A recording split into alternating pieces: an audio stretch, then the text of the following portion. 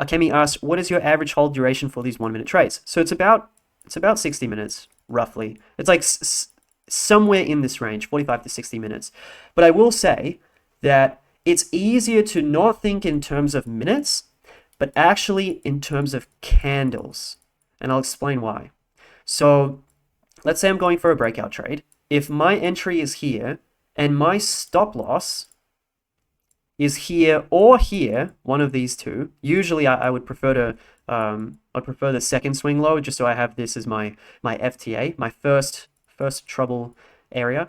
An FTA is just it's a level which is on the way to the stop loss, such that if that level gets broken, it's a sign that your trade really isn't looking that good and you should consider maybe cutting the trade early. So that for that reason, I would usually have my stop loss at the second swing low.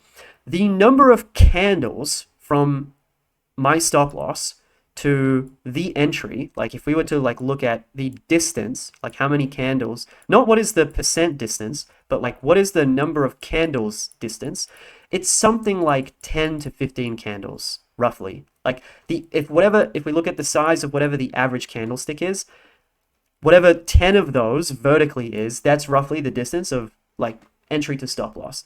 Therefore, it makes a lot of sense that if volatility doesn't change at all from my entry until I win the trade or until I lose the trade, it would make sense that the average trade duration would probably be like 2 to 3 times whatever this is, because we have some green candles, some red candles, some green candles, some red candles, some green candles, and then there we go, price is at the target. Or for a losing trade, we have some red candles, some green candles, some red candles, some green candles, some red candles, and then there we go, we've lost the trade. So it would make sense that the average trade duration is roughly 2 to 3 times whatever the distance of an average candle is. Meaning, if I was on the 1 hour time frame, it would make sense that my trade would conclude in about 45 hours or 45 candles.